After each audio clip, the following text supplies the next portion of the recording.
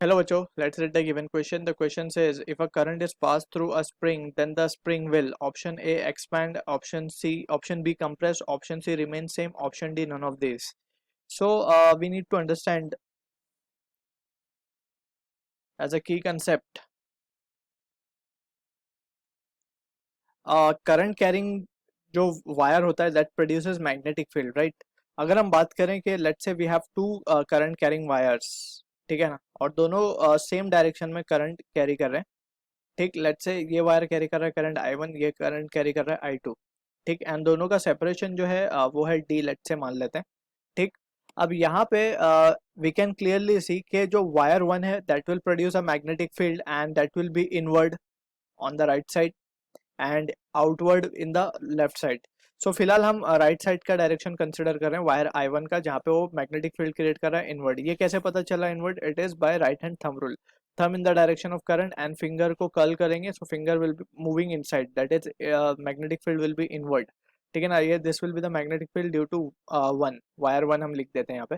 Similarly I2 will create a magnetic field and it will be in the outward position, ठीक है ना, on the left side of it. So ये आएगा magnetic field due to B2 हम लिख देते हैं, that is due to wire 2, ठीक। अब यहाँ पे वी कैन सी कि ये वायर 1 और wire 2 both are kept in the magnetic field and we have studied कि जब भी कभी करंट कैरिंग वायर को मैग्नेटिक फील्ड में रखते हैं तो it experiences a force that is given by the formula F bar equals to I L bar cross B bar, ठीक है। So this is what the expression we need to remember over here. और यहाँ पे अगर हम इसका magnitude वाला form लिखे so we can write it as to be ILB sin theta, right.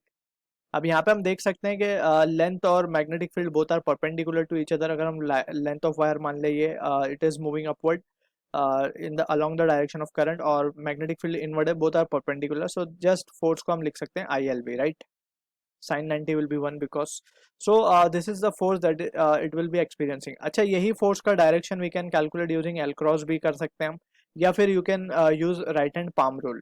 So right hand palm rule से क्या होगा? राइट हैंड पाम रूल अगर हम अप्लाई करते हैं इसमें, सो वी कैन सी कि सबसे पहले ये समझना होगा कि राइट हैंड में जो चीज़ें हमें यूज करनी है that is finger, thumb and palm, ठीक। सो फिंगर जो होगा that should point in the direction of magnetic field, thumb in the direction of current और we can say in the direction of positive charge. So palm का जो face है that will give the direction of force.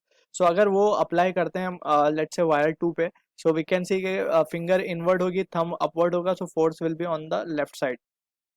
हम लिख सकते हैं this is force on 2 due to 1, ठीक है। Similarly force on 1 due to 2 can be seen this way. Again right hand palm rule से हमें पता चल रहा है ये, ठीक है ना।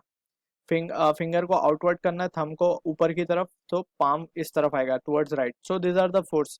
अब यहाँ पे वी कैन क्लियरली सी अगर करंट के डायरेक्शन सेम था तो दोनों वायर में अट्रैक्शन हो रहा है, अगर करंट का वायर रिवर्स होता तो दोनों वायर में रिपल्शन होता। सेम प्रोसीजर हम फॉलो करेंगे राइट हैंड पाम रूल से चेक करने के लिए। सो वहाँ पे दोनों केस में क्या होगा, अगर वायर में एक करंट ऐसा जा रहा है और दूसरे में एक करंट ऐसा जा रहा है अपोजिट डायरेक्शन में, ये I2 है ये I1 है, सो वी कैन से इस पे जो फोर्स लगेगा वो यहाँ पे लगेगा और इस पे जो फोर्स लगेगा वो यहाँ पे लगेगा। That means this is the case of repulsion when currents are anti parallel.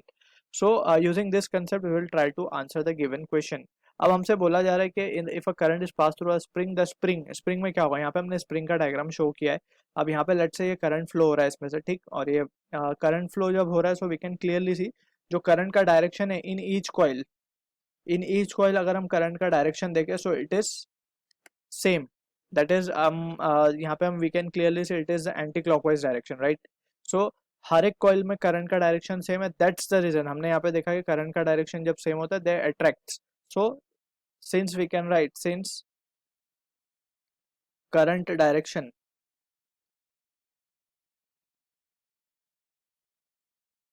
in each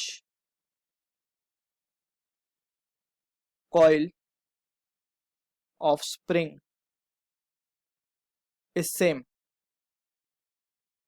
they will attract each other, right? Attract each other।